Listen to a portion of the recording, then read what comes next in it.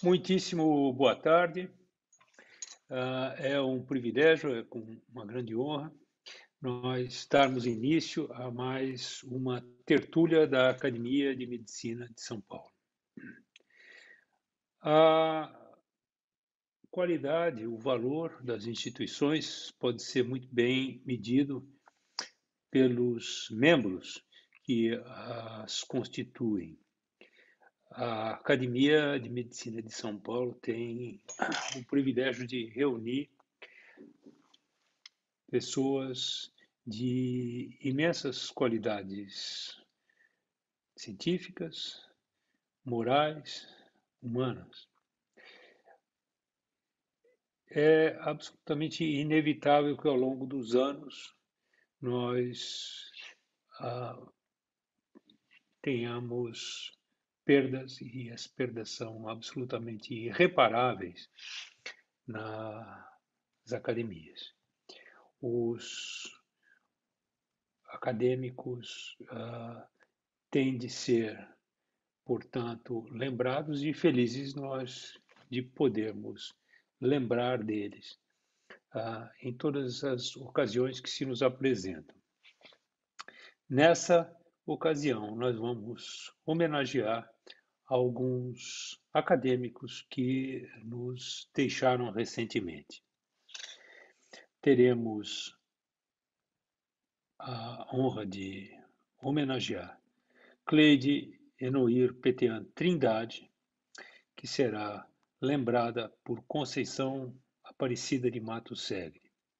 Demerval Matos Júnior, que será lembrado por Hélio Begliomini. Domingo Marcolino Braille, que será lembrado por Paulo Manuel Pego Fernandes. Durval Rosa Borges, por Walter Mana Albertoni. Helga Maria Mazzarolo Cruz, por Ivan Melo Araújo. José Evandro Andrade Prudente Aquino, por Florisval Meinão. E Luiz Camano, por Marcelo Zugaib. Eu tive o privilégio, a satisfação de conviver com vários dos aqui hoje homenageados e com todos os que hoje os homenageiam. São colegas de especialidade, de academia, de vida, companheiros e amigos que hoje têm a emoção de recordar seus pares. É, portanto, com grande satisfação que eu lhes passo a palavra. Muitíssimo obrigado. Senhoras e senhores, primeiramente, quero deixar documentada a grande honra que representou para mim participar desta homenagem à professora doutora Cleide Enoir Petean Trindade com uma singela oração. O currículo da professora Cleide Enoir Petean Trindade é imenso. Seu desempenho como docente, pesquisadora, esposa, mãe e avó certamente ultrapassa muito o tempo que me foi dado para apresentá-la nesta homenagem. Então, vamos a ela. A professora Cleide Enoir Petean Trindade nasceu em Colina, no estado de São Paulo, embora tivesse sempre mantido laços estreitos com a cidade de Alegrete, no Rio Grande do Sul, por motivos familiares. Em 1956, entrou por concurso na Faculdade de Medicina da Universidade de São Paulo, de onde se graduou em 1961, e foi onde e quando nossos caminhos se cruzaram pela primeira vez. Completou sua formação profissional com residência em pediatria, efetuada em 1962 e 63, no Hospital das Clínicas da Faculdade de Medicina da Universidade de São Paulo. Em 1964, após participar de concurso no Departamento de Pediatria da Faculdade de Medicina da Universidade de São Paulo, foi classificada em primeiro lugar e assumiu as funções de médica assistente do pronto-socorro de pediatria e médica assistente do berçário junto à maternidade do Hospital das Clínicas. De 1964 a 1966, por concurso, pertenceu ao quadro de médicos do Serviço de Pediatria do Hospital do Servidor Público do Estado de São Paulo, quando nossos laços de amizade se estreitaram. Em 1966, recebeu convite, juntamente com seu marido, José Carlos Souza Trindade, para iniciar a atividade clínica do curso de medicina da recém-fundada Faculdade de Ciências Médicas e Biológicas de Botucatu, a qual, a partir de 1977, viria a ser a Faculdade de Medicina de Botucatu da Universidade Estadual Paulista, Unesp. Fez doutorado em Medicina pela Faculdade de Ciências Médicas e Biológicas de Botucatu em 1973 e pós-doutorado pela Case Western Reserve University em 1987. Em 1981, fez sua livre docência pela Universidade Estadual Paulista Júlio de Mesquita Filho, quando apresentou a tese Repercussões da desnutrição intrauterina em aminoácidos livres do cérebro, estudo em ratos recém-nascidos e jovens, aprovada com louvor. Após concurso, em 1983, recebeu o título de professor titular de pediatria, tendo sido a primeira mulher professora titular de pediatria de universidade pública. Foi então na Faculdade de Medicina de Botucatu, da Universidade Estadual Paulista, que a professora Cleide exerceu docência e pesquisa. Enquanto docente, foi a formadora de um sem número de pediatras, que hoje brilham nas áreas de pediatria e neonatologia. Foi orientadora de incontáveis médicos que defenderam suas teses em universidades de todo o país. Participou de inúmeras bancas de mestrado e doutorado na USP, Unifesp, Unesp, bem como em universidades de vários outros estados do país. Sua atividade universitária foi realmente intensa. Foi chefe do Departamento de Pediatria, membro da congregação, membro de inúmeras comissões universitárias, entre essas, Comissão de Ética em Pesquisa, comissão para definir os requisitos para concurso de livre docência e de professor titular da Faculdade de Medicina de Botucatu. Foi assessora da Pró-Reitoria de Extensão da Unesp na gestão 2001 a 2005. Foi chefe do berçário do Departamento de Pediatria da Faculdade de Medicina de Botucatu por 20 anos e formou uma equipe de docentes que se destacou na neonatologia do país. Como homenagem, o berçário recebeu seu nome por ocasião do Jubileu de Prata em 2003. Enquanto pesquisadora, seus trabalhos foram publicados em revistas nacionais e internacionais de relevo. A professora Cleide elaborou teses experimentais complexas e inéditas para a época, as quais versaram sobre as alterações do metabolismo cerebral em ratos recém-nascidos submetidos à restrição de crescimento intrauterino por desnutrição materna. Essas pesquisas foram agraciadas 2 vezes com o prêmio Austregésimo da Academia Nacional de Medicina, com medalha de ouro em 1974 e 75. Participou do corpo editorial de revistas científicas nacionais e do corpo editorial de revistas americanas, como Neo Reviews, revista eletrônica da American Academy of Pediatrics, e do corpo editorial do Journal of Neonatal Biology, da Omics Publishing Group. Publicou o livro Desnutrição Intrauterina em 1982 como colaboradora. Publicou 93 artigos em revistas especializadas nacionais e internacionais. Escreveu 54 capítulos de livros nacionais e internacionais. Apresentou 132 trabalhos científicos em congressos no Brasil e no exterior e teve 290 participações como palestrante em reuniões científicas e em congressos ocorridos em quase todos os estados brasileiros. Foi considerada uma pioneira na Faculdade de Medicina de Botucatu e do seu departamento de pediatria, recebendo várias homenagens em datas festivas dessa instituição. Em 2008, após sua aposentadoria, a Faculdade de Medicina concedeu-lhe o título de professor emérito. Participou também, sempre apresentando trabalhos de sua autoria e os resultados de suas pesquisas, de inúmeros congressos no país e no exterior, em alguns dos quais eu tive a felicidade de desfrutar de sua companhia.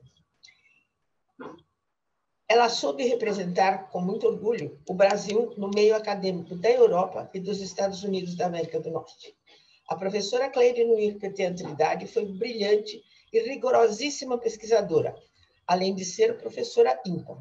Contudo, nunca deixou de ser a pessoa doce, sempre acolhedora, para quem a procurasse para um conselho ou simplesmente para um desabafo. A professora Cleide teve participação associativa intensa. Na Sociedade de Pediatria de São Paulo, foi vice-presidente em 3 gestões sucessivas, membro e presidente do Departamento Científico de Neonatologia, presidente de comissões científicas de 3 congressos paulistas de pediatria. Na Sociedade Brasileira de Pediatria, foi membro e presidente do Departamento Científico de Neonatologia e presidente de honra da Comissão Científica do Congresso Brasileiro de Pediatria, realizado em Goiânia, em 1995, e presidente da Comissão Científica do Congresso Brasileiro de Perinatologia, realizado em Salvador, em 1998. Implantou e presidiu a Comissão de Credenciamento de Programas de Residência em Pediatria pela Sociedade Brasileira de Pediatria, tendo credenciado 120 programas de residência em vários estados brasileiros. Foi a presidente do 18º Congresso Brasileiro de Perinatologia e 15ª Reunião de Enfermagem Perinatal, realizados em São Paulo em 2004. Em 7 de março de 2012, a professora Cleide Nuir Petean Trindade tomou posse como membro da Academia de Medicina da cidade de São Paulo. Você, Cleide, minha amiga, minha irmã, simplesmente o ser humano mais íntegro e puro que eu jamais conheci, estou certa de que jamais também irei conhecer uma pessoa tão linda por dentro e tão autêntica como você. A nossa amizade foi verdadeira e forte. Infelizmente, você nos deixou em 7 de março último. Perder alguém nunca é fácil, mas perder alguém tão especial como você, que deixou tantas lembranças queridas, é mais difícil ainda. Porém, pessoas especiais que partem de nossas vidas nunca nos deixam por completo. E pode ter certeza, aqueles que nos assistem, que a professora Cleide Nuir Petean Trindade jamais será esquecida, até porque pessoas assim tão especiais acabam sempre por se tornar imortais.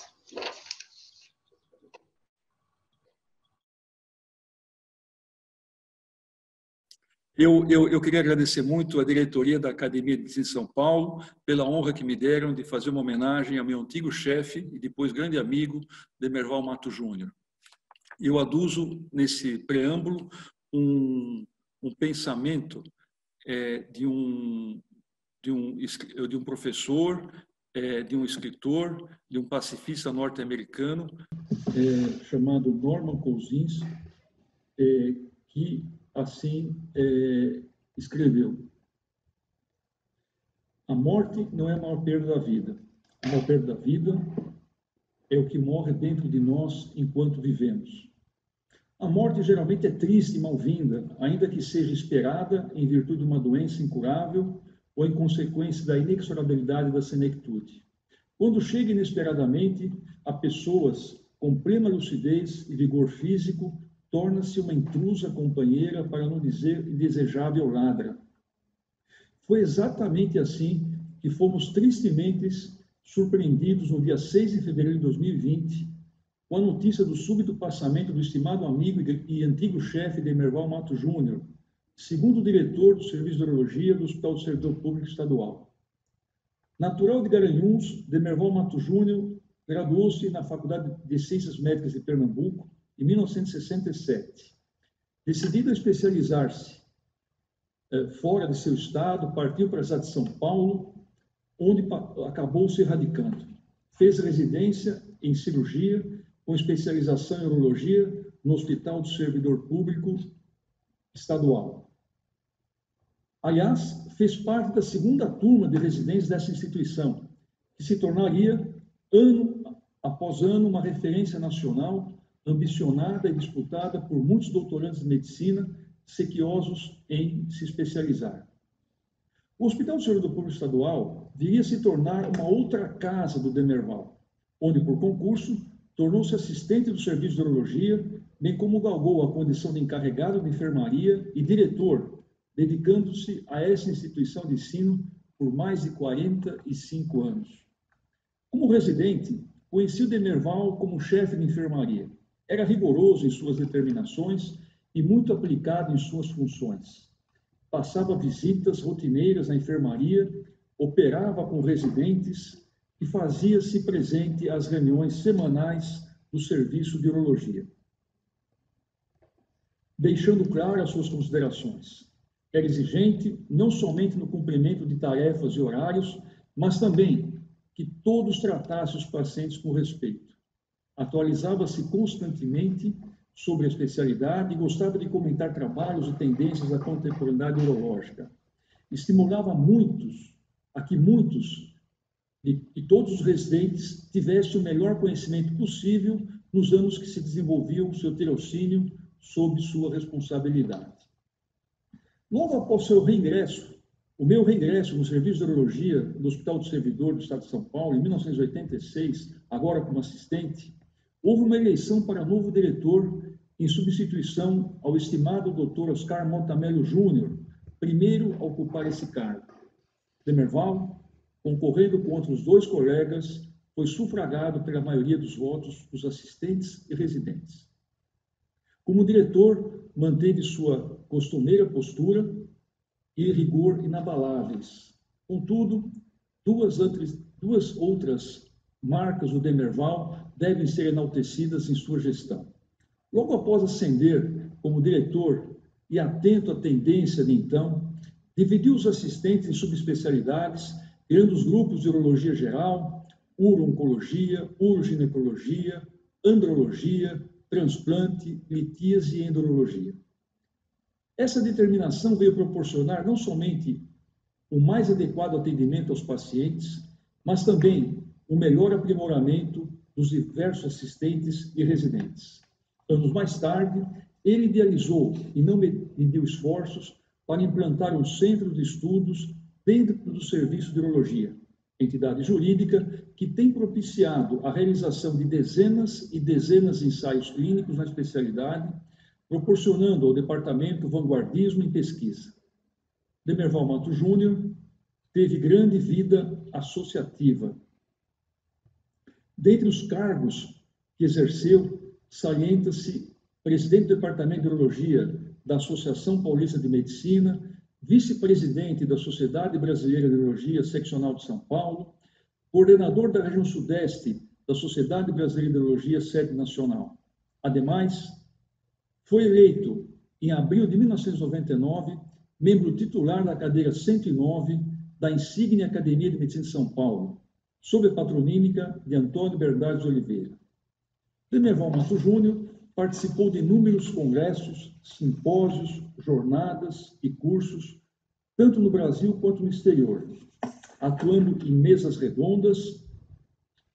Aqui nesta, por exemplo, nós vemos Demerval ao lado do ilustre e estimado ex-presidente da Academia de São Paulo, Dr. Luiz Celso Matosinho França, e apresentou inúmeros trabalhos, proferindo aulas, palestras e conferências em congressos, simpósios e jornadas. Deixou diversos trabalhos publicados em revistas médicas e é autor de vários capítulos de livros. Em 2001, recebeu da Sociedade Brasileira de Urologia Seccional de São Paulo o honroso título de Urologista do Ano do Estado de São Paulo. Demerval Mato Júnior resignou-se do cargo de diretor do Serviço de Urologia do Hospital do Servidor em 2009, tendo atuado nessa função por 23 anos. Não obstante, devido ao clima familiar, amistoso e de bem-querença que sempre norteou o departamento, manteve-se como assistente, condição em que se responsabilizava por visitas semanais à enfermaria, além de operar com residentes. Nisso, Demerval mostrou não somente sua humildade, mas também seu despojamento e desejo de passar aos residentes um pouco do que muito sabia e viveu. Certa feita, confidenciou-me 2 ideias que muito me surpreenderam. Disse-me que deveria ter deixado a chefia do serviço de urologia muitos anos antes, mostrando com essa atitude que tinha não somente autocrítica, mas também desprendimento e não se fossilizar na função, além de achar que os mais jovens poderiam conduzir melhor como outrora ele mesmo experienciou. Disse-me também que pretendia encerrar seu consultório, que, por sinal, era localizado no Ibirapuera, um dos mais nobres e agradáveis pontos da Paulicéia, além de ser frequentado por uma grande clientela de pacientes que muito o admiravam. Seu desejo era morar em Porto Seguro, na Bahia, próximo ao seu único filho, Marcelo, médico especialista em diagnóstico por imagem. Viúvo havia anos, e em segundas núpcias com a Terezinha, sua grande companheira da viuvidade, cumpriu seu desejo e para lá se mudou, aproveitando apenas por alguns anos. Vez por outra, vinha a São Paulo e sempre encontrava um tempo para visitar uma de suas casas, o Serviço de Urologia do Hospital Servidor Estadual, onde era carinhosamente recebido. Tive a oportunidade de encontrá-lo ultimamente em duas ocasiões festivas da Academia de Medicina de São Paulo. A primeira, em 24 de setembro de 2019, quando ele veio prestigiar a posse como membro titular do amigo Antônio Carlos Lima Pompeu, tendo sido convidado para entregar-lhe o diploma acadêmico. A segunda, em 27 de novembro de 2019, quando ele recebeu o título de membro emérito desse centenário sodalício. Neste ensejo, torna-se oportuno citar o pensamento do escritor Júlio Patuso. Abre aspas. Se a vida é feita de sensações, então a morte é viver. Fecha aspas. Demerval Matos Júnior partiu subitamente na pujança de seus 81 anos, incompletos. Deixou a todos aqueles que de perto conheceram um exemplo de amor à medicina, humanismo, respeito ao paciente, dedicação ao trabalho, ao estudo, exemplo de competência, determinação, humildade, lealdade e amizade. Muitíssimo obrigado a todos.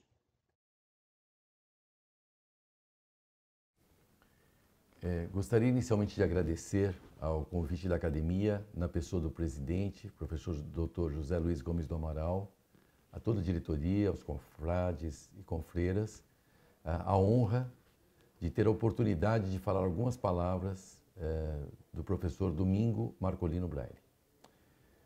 O professor Braille, como era conhecido, o Dr. Braille, como conhecido, foi uma pessoa extraordinária. Extraordinária. Ele tem uma trajetória que muito poucas pessoas no mundo têm. E eu tive a oportunidade, a honra e o prazer de conviver com alguém tão brilhante como é o Dr. Braille, ou como foi o Dr. Braille. O Dr. Braille nasceu em 8 de abril de 1938, na cidade de Nova Aliança, em São Paulo. Foi casado com a dona Maria Cecília Braga Braille, pessoa também extraordinária, simpaticíssima, sempre presente no convívio familiar e no convívio profissional do Dr. Braille. Teve duas filhas, também pessoas excepcionais, Maria Cecília Patrícia e Maria Cristiane Valéria. Valéria, colega nossa, cardiologista, Patrícia, advogada, ambas também com uma atuação muito forte, profissional, junto ao pai e de uma presença marcante que mostra a influência desse grande homem, dessa grande família, na verdade, da dona Cecília, em relação às suas filhas. Dr. Braille ingressou na Faculdade de Medicina da Universidade de São Paulo em 1957 e fez parte de uma geração de cirurgiões como o professor Zerbini e o professor Adib, com quem, aliás, manteve um convívio muito profícuo durante toda a sua carreira. Já durante a graduação, na Faculdade de Medicina, ele já participava de cirurgias cardíacas, já participava no porão do Hospital das Clínicas, desenvolvendo, ajudando na área de bioengenharia, coisa que ele fez durante toda a vida, inclusive montando uma indústria que eu mostraria aos senhores, coisa também rara e só uma pessoa da sua capacidade, do seu talento, conseguiria fazer.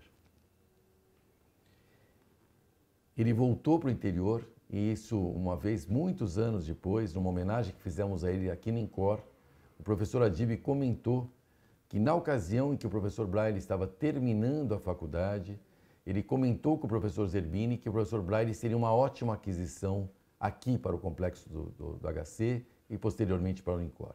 O professor Braille, por origem inclusive, optou por voltar ao interior, voltou para São José do Rio Preto, uma cidade com quem ele manteve vínculos extraordinários e um amor recíproco à cidade, a ele, dele à cidade e da cidade a ele. E lá desenvolveu um enorme polo, o polo mais importante, na verdade, do interior do Brasil. Aqui uma foto, que é da caravana do Zerbini. Essa caravana, na verdade, naquela ocasião, isso é 1960, era o início da cirurgia cardíaca no mundo, não só no Brasil.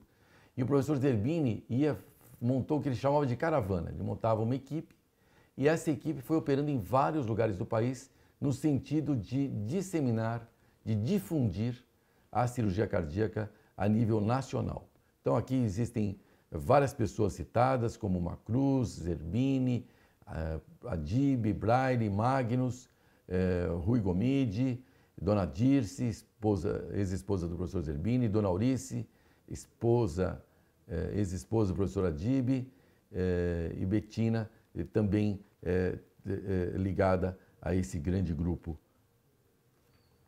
Em 1973, o Dr. Braille, dos assuntos que ele estudou muito, que ele desenvolveu muito, foi a técnica de proteção miocárdica. Em 1975, ele desenvolveu uma prótese valvular cardíaca de pericárdio bovino, que fez um enorme sucesso, que até hoje é vendida pela indústria Braille, e não só a nível nacional, como a nível de América Latina e de muitos outros países, devido à sua grande qualidade e ao seu preço competitivo. Essa é uma foto da indústria Braille, que foi fundada em 1977, da Braille Biomédica em São José do Rio Preto. Vocês notem a grandiosidade desse complexo, onde são feitos, entre outros produtos, os oxigenadores artificiais, o que se utiliza em circulação excorpórea, e as válvulas artificiais, como eu já comentei anteriormente com os senhores. Aqui uma foto mostrando paixão, trabalho e luta, a vida do Dr. Domingo Marcolino Braille, concertador de milhares de coração. Uma entrevista que foi feita, e nessa foto existem inúmeras pessoas ilustres, como o professor Manuel Antunes, que foi chefe da Universidade de Coimbra, à esquerda, Dr. Thomas Salerno, trabalhou muitos anos no Canadá, depois em Miami, o próprio Dr. Braille, professor Fábio Jatene, atualmente o professor titular da USP, e o Dr. Vanderlei, que já foi, inclusive, secretário de Saúde de Alagoas, vice-governador, e entre outros cargos. E o Dr. Lilierray embaixo, Dr. Lilierray, Dr. Adib Jatene, em foto histórica, mostrando pioneiros da cirurgia cardiovascular no Brasil e no mundo. Dr. Braille e o Dr. Max Schaudeck. Dr. Max Schaudeck foi o dono da Biotronic, uma empresa enorme, com sede na Alemanha. Dr. Max Schaudeck era alemão, e numa visita, numa parceria que fez com a Braille Biomédica. Dr. Tyrone David, entre vários outros colegas. Dr. Tyrone se aposentou recentemente, também foi chefe da Universidade de Toronto, a Valéria, filha, tem vários colegas, Paulo Brofman, entre outros. Dr. Buckberg, na foto de baixo, foi um grande estudioso da cirurgia cardíaca e desenvolvimento de técnicas de preservação do miocárdio. Em 1991, o Dr. Braille fundou o Instituto Domingo Braille. Nesse instituto foram realizadas mais de 6.000 operações com circulação excorpórea, somando todas, deu mais de 7.000 cirurgias cardíacas e mais de 6.000 implantes de marca-passo. E auxiliou a implantação de muitos serviços ao redor do mundo. Aqui, Dr. Braille, com algumas de suas paixões, no desenvolvimento de produtos e no centro cirúrgico, mostrando produtos desenvolvidos em que ele trabalhou arduamente para desenvolver. Teve uma vida acadêmica muito profícua, fez doutorado, livre docência, foi titular E aqui uma foto dele na Faculdade de Medicina de Rio Preto, a que ele se dedicou nos últimos anos e foi responsável pela pós-graduação durante muito tempo. Aqui uma foto de uma homenagem a ele no Instituto do Coração, com praticamente todo o staff do Instituto do Coração naquela ocasião. Foi uma ocasião muito, muito agradável, em que o Dr. Braille deu essa aula e todos nós estávamos muito felizes em recebê-lo e muito felizes, e ele certamente muito feliz em retornar ao seu lar primeiro, né, que é a Universidade de São Paulo.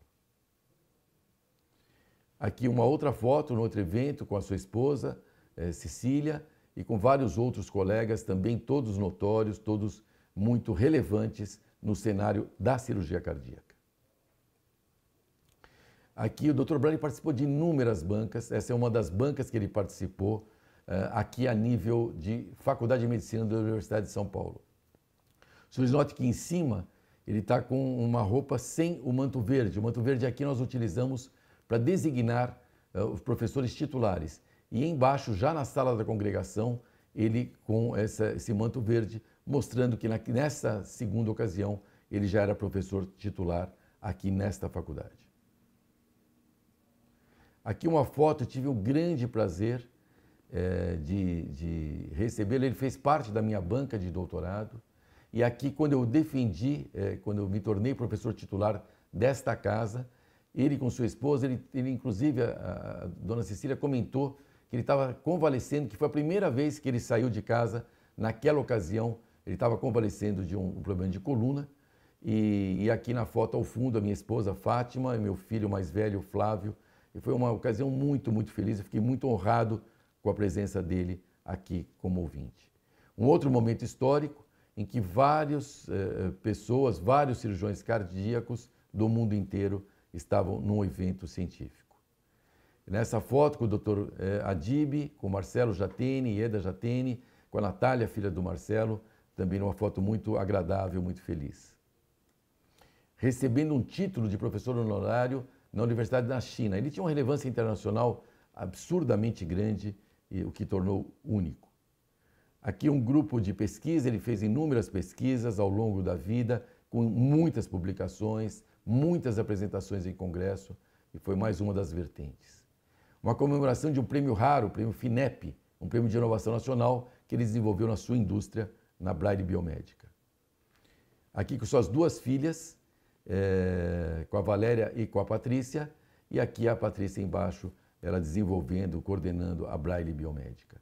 Aqui uma foto com seus netos e mostrando a importância da família nesse grande homem que é o Dr. Braille. Aqui na academia, ele tomou posse em Rio Preto, na academia com vários dos nossos confrades aqui presentes, e uma ocasião muito alegre para a academia recebê-lo. Aqui novamente na academia, ele recebendo, sendo diplomado, na ocasião pelo professor Meira, que era o presidente da Academia de São Paulo.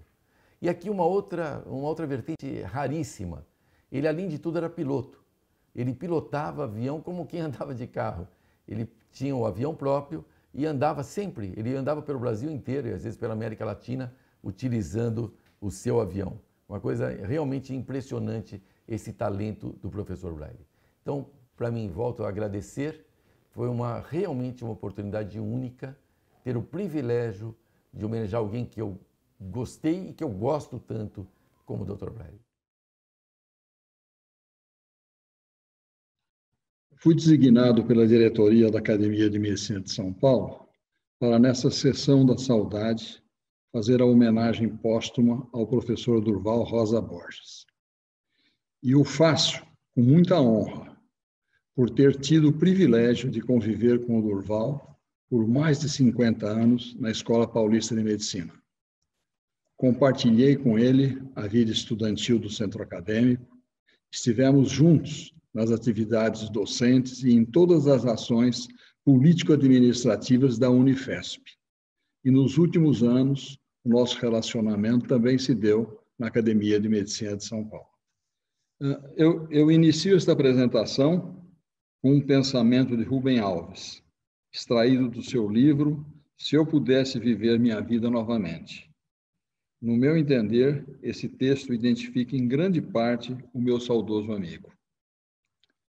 Plantei árvores, tive filhos, escrevi livros. Tenho muitos amigos e, sobretudo, gosto de brincar. Que mais posso desejar? Se eu pudesse viver minha vida novamente, eu a viveria como a vivi, porque estou feliz onde estou. Rubem Alves. O professor Durval Rosa Borges foi titular e emérito da cadeira número 8 da Academia de Medicina de São Paulo, que tem por patrono seu pai, Durval Sarmento da Rosa Borges. Durval nasceu em 10 de março de 1943 em São Paulo e faleceu aos 77 anos, no dia 1º de maio deste 2020. Ingressou na Academia de Medicina de São Paulo em 1983. Graduou-se na Escola Paulista de Medicina em 1967, tendo sido orador da turma. Enquanto estudante, foi diretor do Departamento de Imprensa do Centro Acadêmico Pereira Barreto, que editava 2 jornais na época, o Bispes e o Barretinho. Fez residência de clínica médica em gastroenterologia em 1969 e 1971. Fez doutorado em 1971 na Escola Paulista de Medicina, sob orientação do professor Moacir de Pádua Vilela. Em 1974, pós-doutorado no National Institute for Medical Research de Londres. Em 1990, livre docência na Escola Paulista de Medicina. Em 1992, tornou-se professor titular da Escola Paulista de Medicina. Em 1995, foi chefe da disciplina de gastroenterologia. Portanto, uma brilhante carreira universitária. De 1995 a 2003, foi pró-reitor de graduação da Unifesp. Em 2003, assumiu o cargo de chefe do Departamento de Medicina da Escola Paulista de Medicina. Em 2005, no decorrer da expansão da Universidade Federal de São Paulo, organizou e coordenou a criação da Fundação de Apoio à Unifesp, a FAP-Unifesp, e foi o seu primeiro presidente e ocupou este cargo até 2013 na sua aposentadoria. Publicou 154 artigos, 43 capítulos de livros e editou 6 livros. Orientou 22 mestrados e 14 doutorados. Coordenador da área da saúde da Fundação de Apoio à Pesquisa do Estado de São Paulo, FAPESP, pesquisador emérito do Conselho Nacional de Desenvolvimento Científico e Tecnológico, CNPq, recebeu 13 prêmios e homenagens de sociedades científicas e civis. E, em 2002, recebeu a homenagem de Comendador da Ordem e do Mérito Científico do Ministério da Ciência e Tecnologia. Por ocasião da sua aposentadoria, o professor Durval escreveu um livro, Notícias de meus 50 anos da Escola Paulista de Medicina e da Unifesp. Never a dull moment. Esta frase, que quer dizer, nunca houve monotonia. Ele se referia a esse período de vida na Escola Paulista de Medicina como uma época em que ele nunca teve monotonia.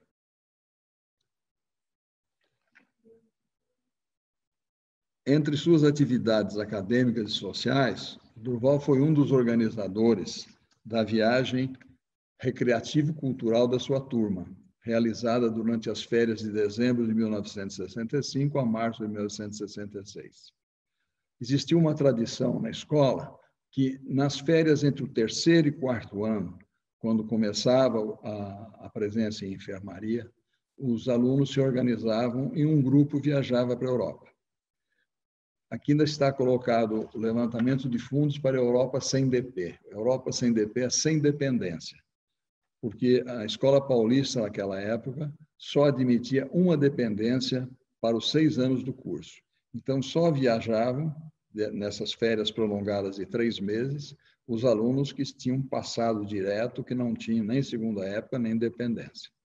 Uma das formas de arrecadar fundos para essa viagem foi realizado, na ocasião, com uma participação importante do Durval, que foi o show O Remédio é Bossa, que foi realizado no Teatro Paramount, um espetáculo de música popular que contou com Tom Jobim, Aloysio de Oliveira, Marcos Valle e Elis Regina. E aqui do lado está aí o folder que fazia a propaganda desse show. Foi um sucesso na ocasião e se repetiu várias vezes o espetáculo e houve uma renda importante para que o grupo pudesse viajar para a Europa.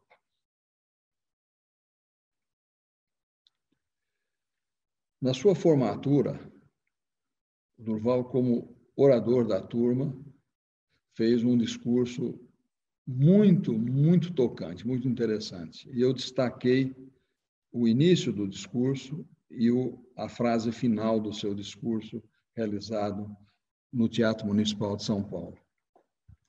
Este é o momento, a hora é esta. Temos todos em nossas vidas instantes decisivos, quando não se pode mentir, quando não se pode calar. Um desses nossos instantes é chegado, aqui e agora. Por decidido nosso destino, e dele se falará nesta noite de festa.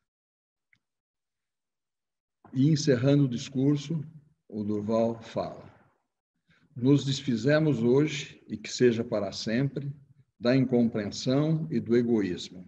Levamos hoje em nossos corações, e que seja para sempre, amor e não ódio, entusiasmo e não comodismo, esperança e não desespero, um canto e não um lamento. Em nossas mãos, alívio e não sofrimento, uma flor e não uma pedra. Esta foto que aparece é a foto do álbum de formatura do Durval. Dentro da sua magnífica carreira científica na Escola Paulista de Medicina, o professor Durval Rosa Borges chegou a titular em 1992. E, mais uma vez, para a admiração de seus pares, ele faz um discurso memorável. E, na sua conclusão, ele diz: há 60 anos, plantada por seus 33 fundadores, a Escola Paulista de Medicina é árvore boa. Não podemos estar aqui apenas para aproveitar de sua sombra ou saborear os seus frutos. Não podemos ser daqueles que, no dizer de Jairo Ramos, prezam as honras e menosprezam a função. Responsáveis pelo futuro desta casa, é este o nosso compromisso com a nação. Seremos dignos de seu passado se com o nosso gesto fizermos florescer o potencialmente possível, sem imobilizarmos-nos na intenção. Professor titular, saio hoje desse anfiteatro como aqui cheguei, guiado pela moral de convicção, com as mãos limpas, o coração puro e a alma despida de vaidades.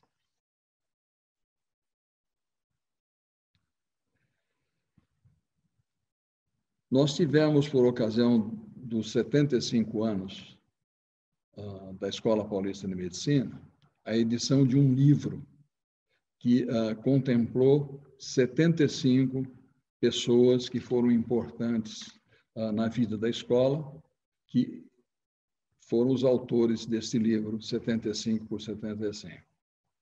E o Durval foi um dos grandes colaboradores desta publicação. E ele destaca com muita propriedade diversos aspectos, vamos dizer assim, da sua vida. O estudante, o professor, o cientista, o intelectual, o historiador, o colega, o amigo. Sobretudo o historiador. O Durval é considerado, pelos seus pares da Escola Paulista de Medicina, como o grande historiador da escola e da Unifesp. A família.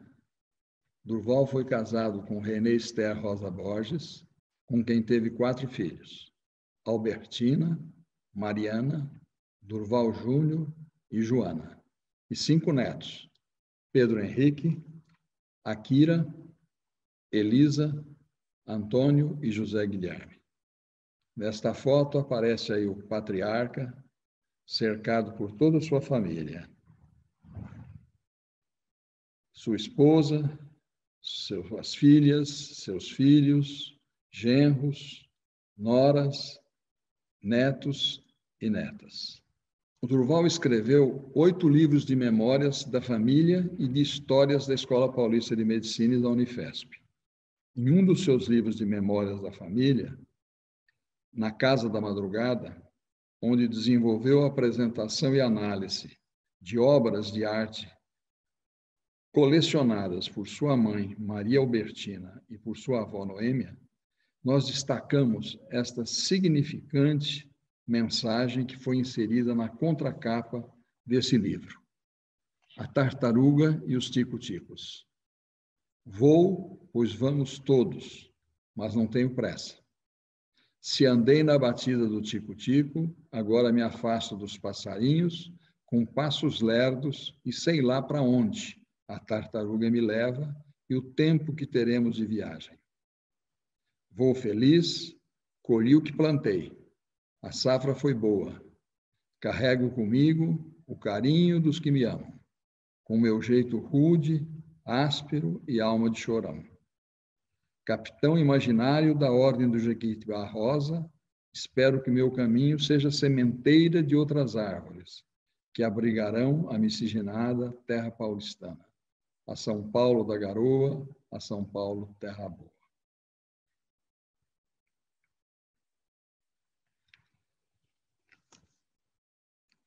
Encerrando esta homenagem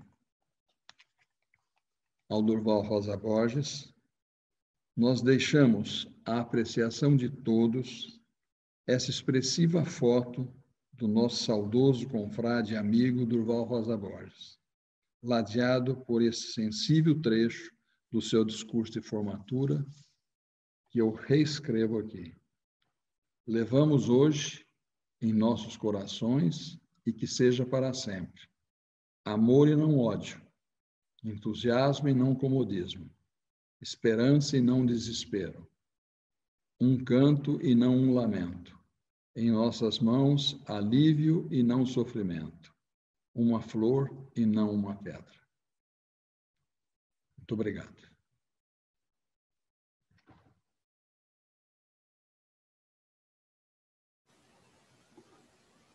Olá, acadêmicos, as pessoas que estão nos ouvindo. Coube-me a honra de saudar a acadêmica Elga Maria Mazarolo Cruz, da cadeira 34, sucedendo o Silvio Soares de Almeida. Essa colega, essa confrade ou confreira, tem um significado muito grande para mim, particularmente, porque eu fui residente na Clínica de Nefrologia do Hospital das Clínicas de São Paulo, onde Elga e Jenner eram expoentes.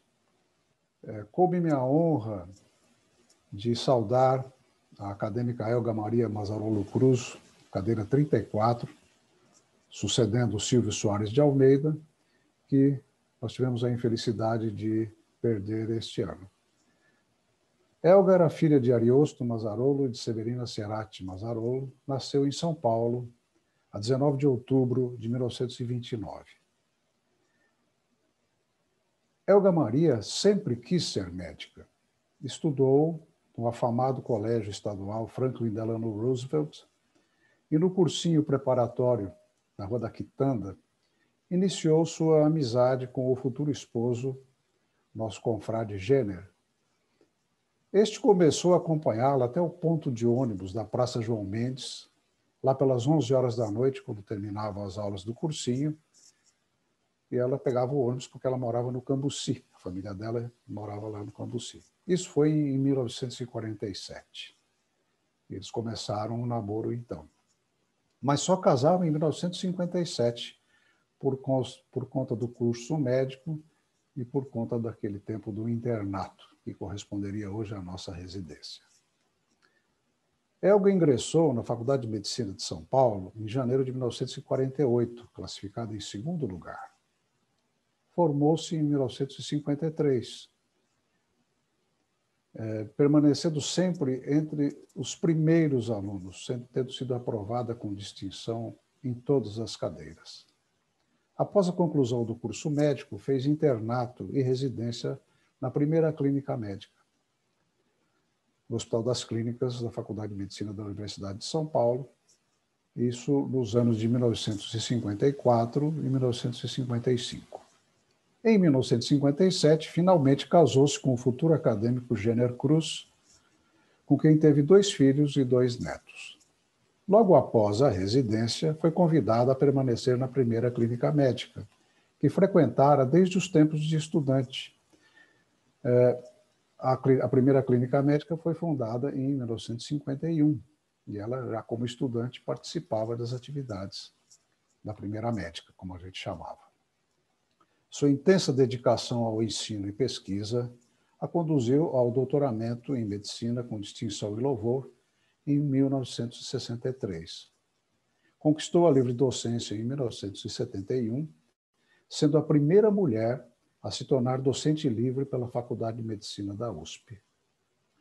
Em 1986, tornou-se professora adjunta e, em 1988, professora associada da disciplina de nefrologia. Seu foco de trabalho científico sempre foi a função tubular renal e a sua participação no equilíbrio ácido básico, tendo criado o primeiro laboratório experimental na primeira clínica médica. Eu tive a felicidade de ter Helga como professora, como mestra, juntamente com outros expoentes da nefrologia, nossos confrades, Jenner Cruz, José Barros Magaldi, Emil Sabaga e Silvio Soares de Almeida. Conheci todos eles e com eles fui um aprendiz com uma tentativa da maior dedicação possível.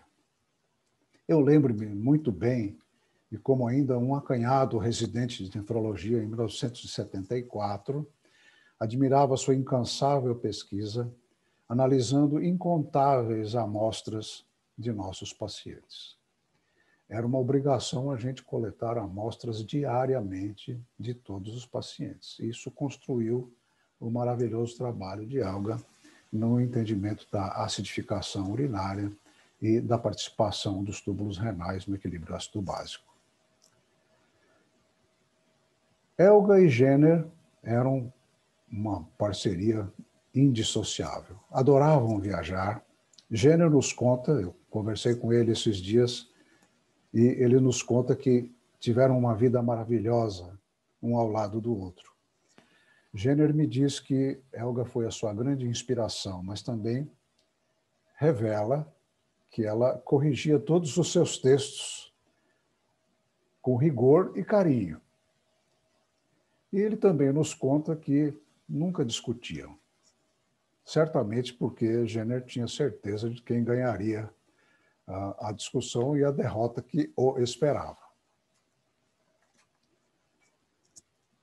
Conheceram toda a Europa Ocidental e as Américas. Helga, desde cedo, manifestou uma forte veia poética. E Jenner ficava maravilhado com os seus poemas. Tinha um pendor artístico e cultural intenso. Sua casa, bem como a de parentes e amigos, foi recheada de numerosas telas, algumas premiadas e também relógios pintados à mão. Colou o grau em Educação Artística pela Faculdade Marcelo Tupinambá, em 1993. Seu grande interesse pelo idioma de Dante a levou à diplomação em língua italiana pela Faculdade de Filosofia, Ciências e Letras da USP, para a qual prestou vestibular em 1994. Pós-graduou-se em Língua e Literatura Italianas, tendo defendido sua dissertação de mestrado em 1999. Traduziu do italiano para o português a grande obra de Ruggero Tagliavini, o novo Atlas Prático de Dermatologia e Veneriologia. Sua carreira científica é impecável e difícil de ser comparada. Frequentou 164 congressos médicos, dentro e fora do Brasil, além de mais de 250 participações em publicações médicas, a maior parte como autora. Escreveu 29 capítulos de livros e coordenou 19 livros da especialidade em nefrologia, juntamente com o acadêmico, seu esposo, Jenner Cruz. Foi associada a 11 sociedades médicas e laureada com 4 prêmios científicos. Obteve título de especialista em 4 especialidades médicas, quais sejam nefrologia, clínica médica, medicina interna e hipertensão arterial. Recebeu várias homenagens e prêmios científicos, como o Prêmio Rafael de Barros, o Prêmio Alvarenga, o Prêmio da APM e o Diploma de Dedicação Profissional do Conselho Regional de Medicina do Estado de São Paulo. Em 1990, foi admitida à cadeira 34 de nosso sodalício, sucedendo a Silvio Soares de Almeida. A trajetória de Helga, suas conquistas e a concretização de suas incontáveis qualidades e atributos de médica, pesquisadora, artista e mulher engrandecem sobremaneira a Academia de Medicina de São Paulo. Sinto-me extremamente honrado em fazer essa breve saudação à sua memória. Muito obrigado.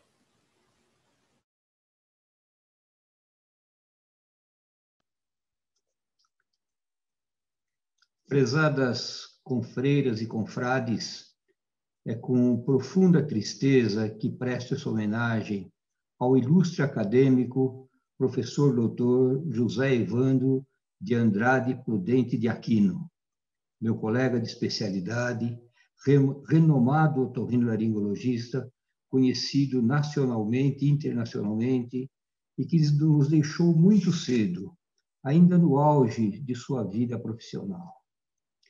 Foi enorme a sua contribuição no campo do conhecimento científico, no aprimoramento das técnicas cirúrgicas, principalmente na área de otologia, e também como professor universitário na formação de novos médicos. Na Academia de Medicina de São Paulo, ocupava a cadeira de número 88, cujo patrono foi o professor Anísio Costa Toledo, da Faculdade de Medicina da USP, que, por sua vez, foi o introdutor da especialidade de cirurgia de cabeça e pescoço em nosso meio, e que foi presidente do Departamento de Cirurgia da Associação Paulista de Medicina. Em 30 de abril de 2015, tive a honra de tomar posse na cadeira número 97 deste sodalício, ao lado do amigo Evandro, em uma cerimônia no Anfiteatro Nobre do Hospital Israelita Albert Einstein. Depois disso, tivemos alguns momentos onde interagimos em eventos da Academia de Medicina de São Paulo, quando ele falava com entusiasmo dos seus projetos futuros. Até que, no dia 19 de setembro deste ano, recebemos a triste notícia do seu falecimento. Evandro nasceu em 19 de junho de 1947, na cidade de Lorena, no estado de São Paulo. Filho de Eliete de Castro Andrade Aquino e Ângelo Prudente de Aquino. Casado com a também médica Marina Negro Prudente de Aquino. E é pai dedicado de 3 filhos, da Júlia, do Evandro e da Paula. A Júlia seguiu os caminhos do pai, se tornou médica otorrinolaringologista e, ao seu lado, publicou inúmeros artigos científicos. Seus outros 2 filhos, a Paula e Evandro, tomaram o caminho do direito, se fizeram advocacia. Evandro cursou o primário e secundário na cidade de Lorena e iniciou o seu curso de medicina no estado do Amazonas, mas no ano seguinte se transferiu para a Faculdade de Ciências Médicas de Santos, onde se formou em 1973. Tinha um carinho muito especial pela sua cidade natal e, em 1972, ele participou da organização e atendimento sob supervisão em comunidades carentes na sua cidade, recebendo nessa época, através da Câmara Municipal, votos de congratulações pelos relevantes serviços prestados à comunidade. Logo após a sua formação, em 1974 e 1975, ele prestou serviço nas Forças Armadas, como primeiro tenente médico otorrinolaringologista, razão pela qual ele era carinhosamente chamado de tenente pelos seus amigos. Em 1975, 1976, ele fez, então, a sua formação como especialista. Essa formação foi na Escola Paulista de Medicina, na Unifesp, cujo orientador era o ilustre professor Nelson Álvares Cruz, eminente otorrinolaringologista, falecido no ano de 2000, e pai de um grande amigo, Dr. Nelson Álvares Cruz Filho, que fez parte da diretoria da Associação Paulista de Medicina nas gestões do Dr. José Luiz Gomes do Amaral, na minha primeira gestão de 2011 a 2014.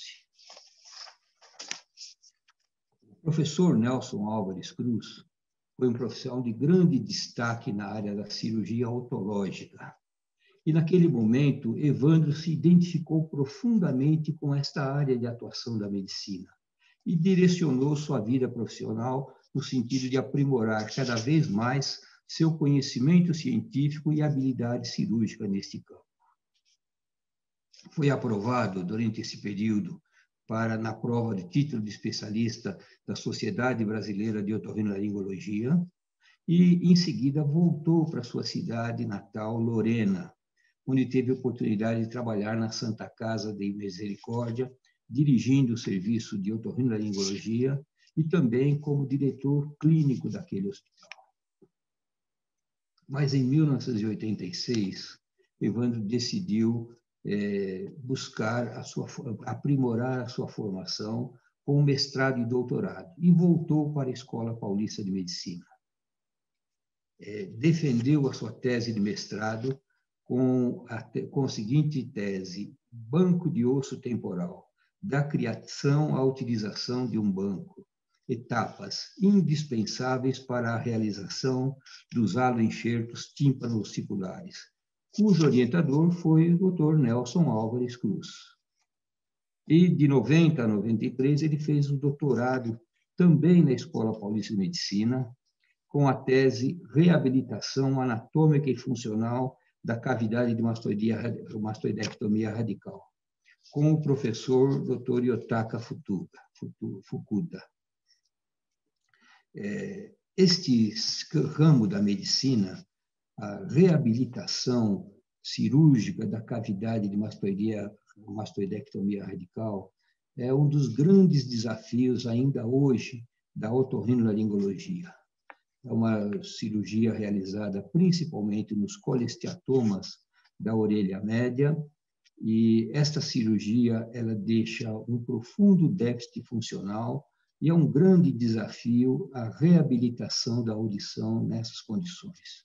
Evandro se notabilizou pela utilização de haloenxertos, tentando recuperar essas cavidades radicais e dar algum grau de audição a essas pessoas, que são pessoas, em geral, de camadas sociais mais pobres, menos favorecidas e que têm enorme dificuldade de acesso a aparelhos auditivos.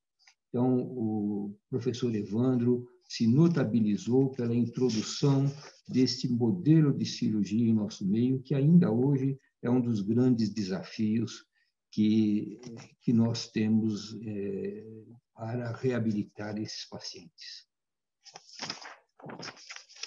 Em 1986, ele voltou também para a Santa Casa de Lorena, onde ele se tornou novamente diretor clínico daquele serviço.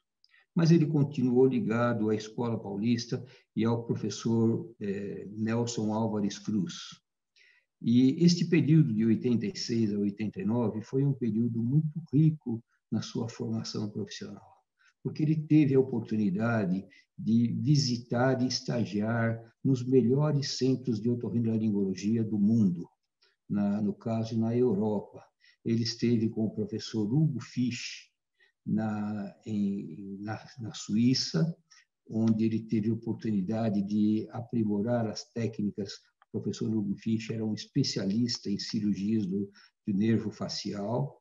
Ele esteve com o professor Esther Kers em Paris, que era um dos grandes nomes da otoneurocirurgia, e, principalmente, ele estagiou durante muito tempo no Instituto Portman, em Bordeaux, na França, onde ele teve a oportunidade de desenvolver muito bem a técnica de halo-enxertos e de reabilitação das cavidades de cirurgia mastoidectomia radical.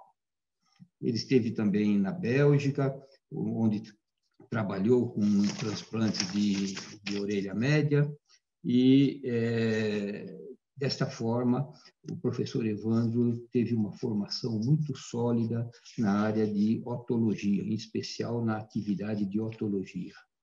Em 2000, após o falecimento do professor Nelson Álvares Cruz, Evandro foi para a Faculdade de Medicina da Unisa, Faculdade de Medicina de Santo Amaro, e lá permaneceu até 2011, onde ele teve a oportunidade de desenvolver mais ainda as técnicas cirúrgicas na área de otologia e publicar inúmeros artigos científicos sobre este tema. Na sua vida, ele conquistou inúmeras premiações. Ele foi sócio efetivo da Sociedade Brasileira de Otologia, membro titular do Colégio Brasileiro de Cirurgiões, membro efetivo da Sociedade Pan-Americana de Otorrinolaringologia, Head and Neck Surgery, foi correspondente estrangeiro da Associação d'Anciens, chefe de clínica de otorrinolaringologia de Paris, foi sócio honorário do Rotary Club de Lorena e foi membro da Academia Argentina da Paz, membro fundador da Inter-American Association of Pediatric Otolaryngology. Enfim, a vida científica e a vida universitária do professor Evandro foi muito rica e, com certeza, o professor Evandro nos deixou muito precocemente no auge da sua atividade profissional. Ele teve ainda a oportunidade de prestar homenagem ao professor Nelson Álvares Cruz através de um artigo nos arquivos de otorrinolaringologia da Fundação da Universidade de São Paulo, de otorrino da Universidade de São Paulo. E ele teve muitas publicações científicas, e dentre elas eu destaco que ele foi o autor do livro Colesteatoma da orelha média, tratamento cirúrgico. E esse livro foi escrito justamente com o Dr. Nelson Álvares Cruz Filho. E eu tenho a grata satisfação de ter um exemplar com a dedicação que eles me ofereceram na ocasião do lançamento deste livro. Enfim, finalmente, no final da sua vida, ele foi candidato a vice-prefeito na cidade de Lorena. Ele não venceu, ele não foi o candidato vencedor, mas ele declarou que nasci em Lorena e aqui criei meus 3 filhos. Quero que todo cidadão lorenense possa se orgulhar de mim e de nossa cidade. Espero que Lorena seja uma cidade de oportunidades para todas. Ele não venceu a eleição, mas com certeza cumpriu a sua missão neste mundo. Muito obrigado. Eu presto essa homenagem à família do Dr. Evandro, que com certeza ele deixou um legado muito rico para nós otorrinolaringologistas. Muito obrigado.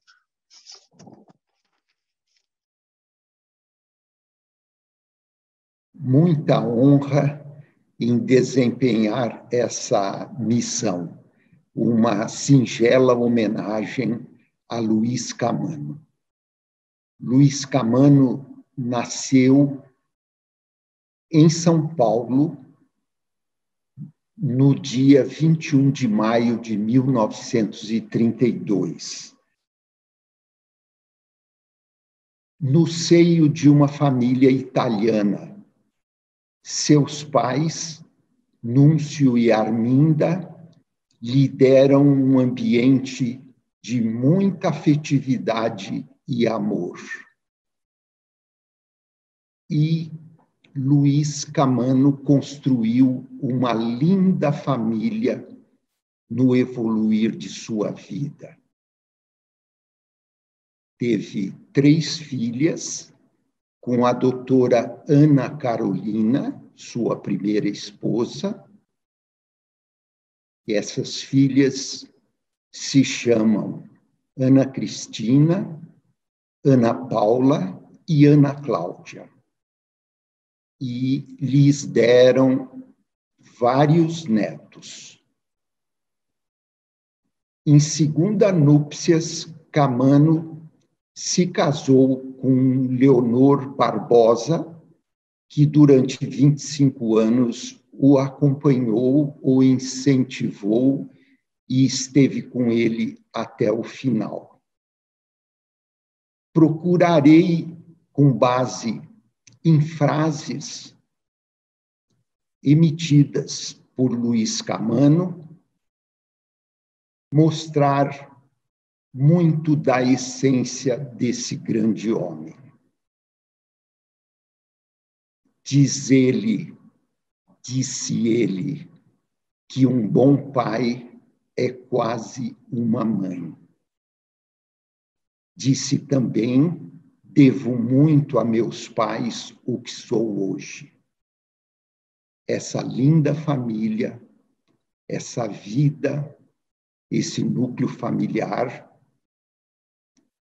são fruto da construção deste grande homem.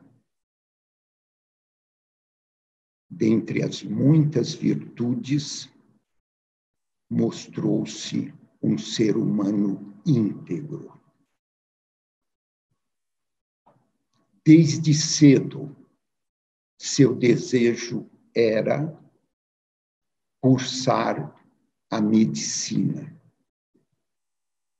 Uma das frases que ele diz é: sempre tive uma pré-determinação em fazer medicina.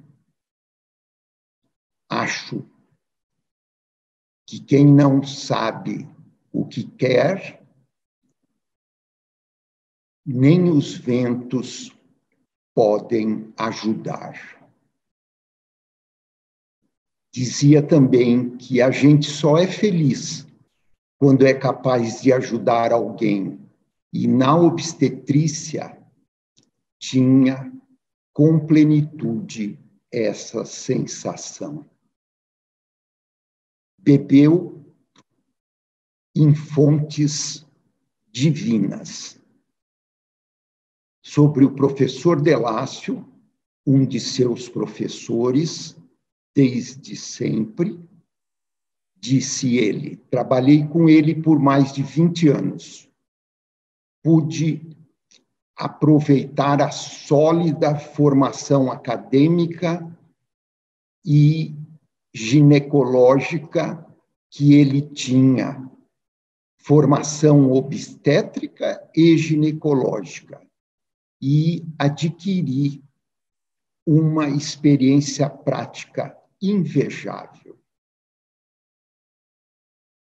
Dizia ele, ganho ensinamento todos os dias com minhas pacientes. E na EPM, na Escola Paulista de Medicina, costumo dizer que num hospital universitário se aprende no corredor. Foi ungido pelo seu outro professor de obstetrícia, o primeiro professor de obstetrícia da Escola Paulista de Medicina, a responsabilidade de se tornar professor titular. Disse ele, o professor Álvaro Guimarães, antes de morrer, me chamou e disse que eu tinha uma responsabilidade muito grande na obstetrícia da Escola Paulista de Medicina. Nessa época, eu era docente e ele quis me dizer que eu tinha a obrigação de um dia ser professor titular e, de certa forma, ocupar o lugar dele. Esse é um dos títulos mais importantes e marcantes que não tenho em papel nenhum, mas que guardo no coração, dizia Camano frequentemente. Disse ele, estava com 50 anos quando assumi a cadeira de ginecologia e obstetrícia em 1982 e fiquei até a aposentadoria compulsória em 2002. Portanto, por 20 anos, Luiz Camano foi professor titular de obstetrícia na Escola Paulista de Medicina. Também, nas palavras de Camano, um professor tem que saber fazer e ensinar a fazer. Orientou ou co-orientou 73 dissertações de mestrado e 33 teses de doutorado. Formou inúmeros discípulos. Dizia Camano, quem sabe tem o poder de síntese. E ele era absolutamente sintético no dizer. Uma outra frase muito, muito interessante de Camano é: não existe assunto esgotado, existe pesquisador cansado. Camano publicou 519 artigos científicos. Foi editor ou coeditor de 8 livros. Escreveu 168 capítulos de livro. E, sintetizando a si mesmo, ele dizia: um professor titular não pode conhecer apenas a árvore, tem que conhecer a floresta inteira. Camano ingressou na gloriosa Academia de Medicina de São Paulo em 18 de agosto de 1993. Foi o primeiro ocupante da cadeira número 44, cujo patrono é Constabile Gallucci, professor de cirurgia torácica da Escola Paulista de Medicina. Portanto, Camano foi o fundador da cadeira 44 da nossa insigne academia. Eu resumiria as características desse grande professor nesta frase de sua autoria. A função de um coordenador de mesa é semelhante à de um sutiã. Ele deve conter os impetuosos e levantar os caídos. Profundo, com humor, características típicas deste grande homem. Íntegro, competente, como os senhores acabaram de ver, na sua profissão, não só foi um grande professor titular, um acadêmico invejável, mas um grande médico. Ele foi um médico dos mais importantes na militância da obstetrícia e ginecologia na sociedade de São Paulo. E um homem autêntico. Um homem autêntico que falava as verdades ao pé do ouvido daqueles que tiveram o privilégio de com ele conviver. E eu fui uma dessas pessoas. De com ele conviver presencialmente na matéria física, porque todos aqueles que tiveram a oportunidade de estar ao lado do professor Camano, do ser humano Luiz Camano, sabem que ele não partiu. Morreu em 11 de fevereiro de 2020, mas não partiu, porque não existe partida para aqueles que permanecerão eternamente em nossos corações. Eu converso com Camano todos os dias. Caríssimos confrades, é uma emoção muito grande agradecer aos queridos colegas que fizeram as homenagens de hoje. Eles traduziram com raríssima felicidade, com muito espírito, com muita emoção, as figuras ímpares daqueles que recentemente nos deixaram. Desses conheci 4 deles, dos 7 hoje homenageados.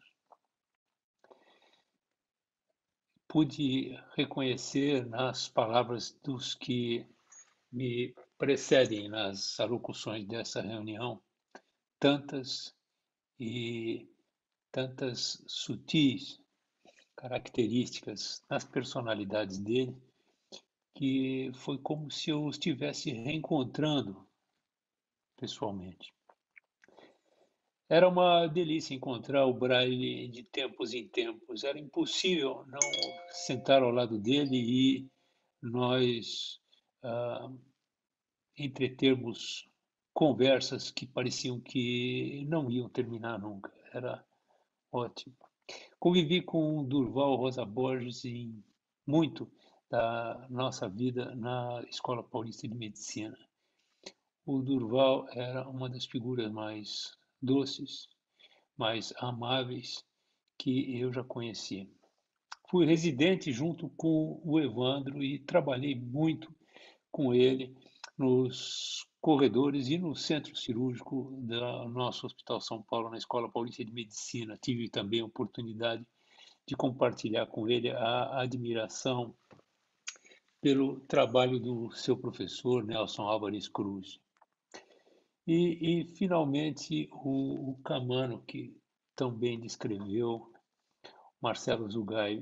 Camano, ele foi meu professor e eu pude trabalhar com ele na sua clínica privada durante muitos e muitos anos. Eu o admirava demais pela sua competência profissional, pelas suas características humanas, pela sua retidão. Muito bom ver você, Camano, outra vez.